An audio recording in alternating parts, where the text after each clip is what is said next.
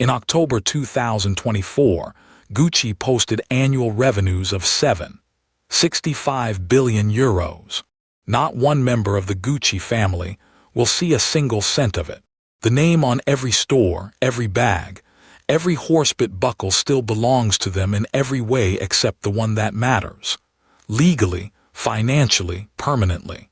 The family that built it lost it, not to a competitor, not to a market collapse, but to each other. What follows is not a cautionary tale invented for effect. Every courtroom, every prison sentence, every intercepted phone call is a matter of public record.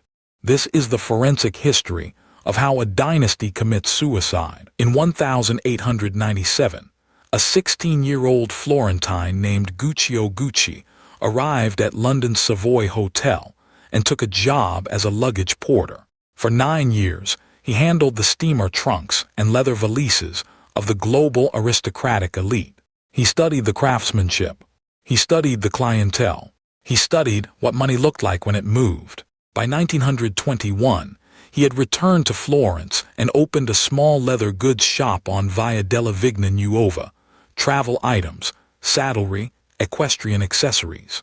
The horsebit motif that would later appear on billions of dollars of merchandise was born directly from that shop's inventory. By 1938, a boutique had opened on Rome's Via Condotti. By 1947, material shortages from the war forced his artisans to steam and bend bamboo for bag handles, creating one of the most copied silhouettes in fashion history. Gucci built an empire from observation, constraint, and craft.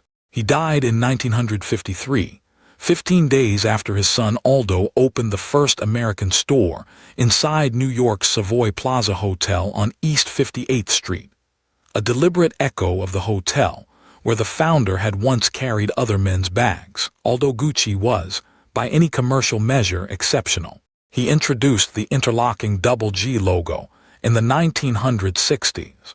He cultivated a clientele that included Audrey Hepburn, Peter Sellers, and successive heads of state. He ran the American operation with autocratic precision for 3 decades. But inside the company, the second generation had begun to splinter. Aldo's son Paolo felt consistently sidelined. In 1980, Paolo launched his own fashion line under the Paolo Gucci name, triggering years of internal litigation over trademark rights. The company sued him. He countersued. Then, in 1982, Paolo Gucci delivered the most consequential act of familial betrayal in the brand's history.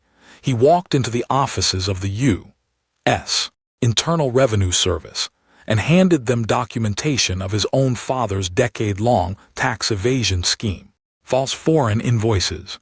Diverted funds. $11.8 million in concealed income. Aldo Gucci, then 81 years old, pleaded guilty in 1986 and reported to Eglin Federal Prison Camp in Florida to serve a 1-year sentence. The following year, Gucci America paid $25 million to the IRS in a separate guilty plea to conspiracy and tax evasion charges. A son had sent his father to prison over a brand dispute. When Rodolfo Gucci died in 1983, his 50% stake in the company passed entirely to his son Maurizio, making Maurizio overnight the single largest individual shareholder in Gucci. Maurizio was charismatic, spendthrift, and strategically reckless. He saw the brand as a canvas for reinvention and began the process of consolidating control. The vehicle for his ambition was Investcorp, a Bahrain-based investment bank that had been quietly acquiring Gucci equity since the mid-1980s. In 1989, Investcorp purchased 50% of Gucci shares from Aldo and his descendants. Aldo, already convicted, was the last family member to agree to the sale. Maurizio was installed as company president. He immediately began a costly restructuring program the company could not sustain. Debts mounted. Losses accumulated. By 1993, Investcorp presented Maurizio Gucci with a choice that was not a choice. Sell the remaining 50%. He sold. The price paid to Maurizio for his final stake was approximately $170 million. It ended 72 years of Gucci family ownership in a single transaction. Every subsequent dollar of value, including the €65 billion revenue figure generated in 2024, would be built on foundations the family no longer owned. At 8:30 in the morning on March 27, 1995, Maurizio Gucci climbed the steps of his Milan office at Corso Venezia 38. A man named Benedetto Cirolo was waiting. Cirolo fired 4 shots. 3 struck Maurizio in the back. 1 struck him in the head. He died at age 46. The building's doorman was shot twice and wounded. Italian investigators spent nearly 2 years reconstructing the contract. The break came from a surveillance operation. An undercover police officer, posing as the hitman, recorded a telephone call in which Patrizia Reggiani, Maurizio's former wife, discussed the outstanding balance of the murder payment. On January 31, 1997, she was arrested.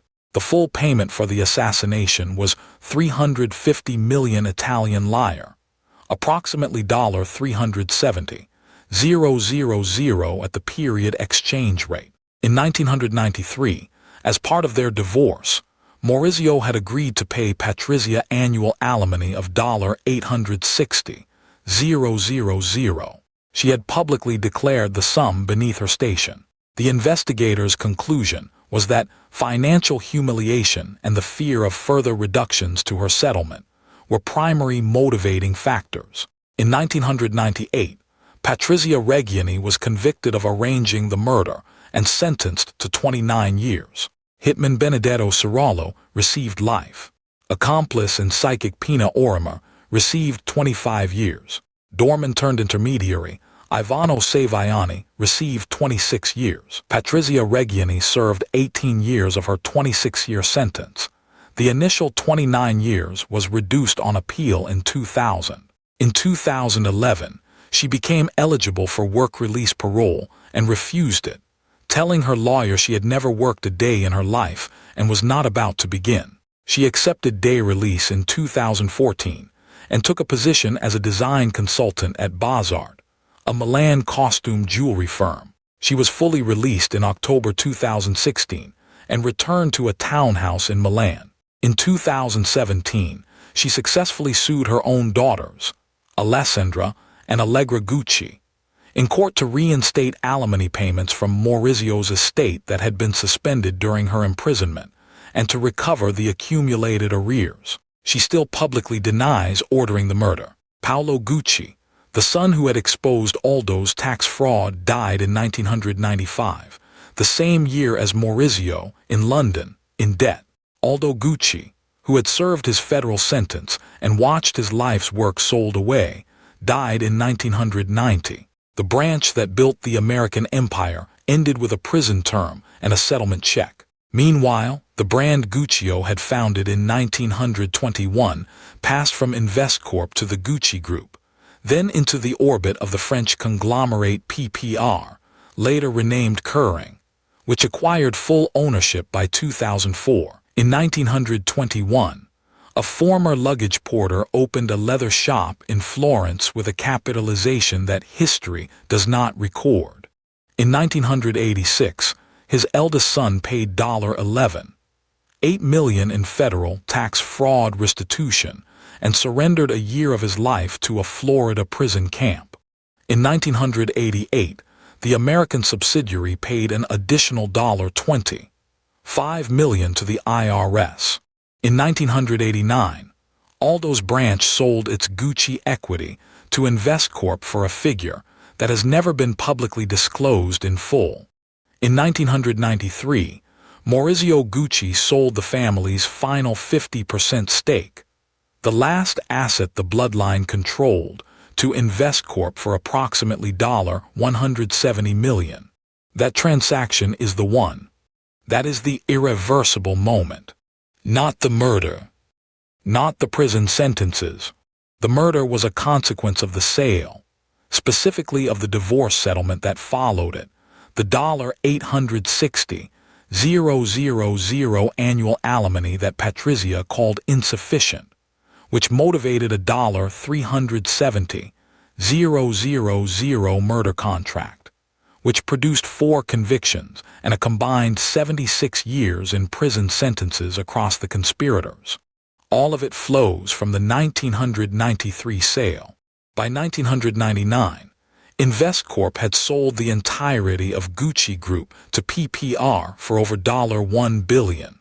Kering, PPR's successor, continued building the asset the family had vacated. In 2024, Gucci reported revenues of €65 billion. The Gucci family received nothing. The founder's name generates nearly €21 million per day for a French conglomerate. The Florence Shopfront opened in 1921. The family exited in 1993. The arithmetic requires no commentary.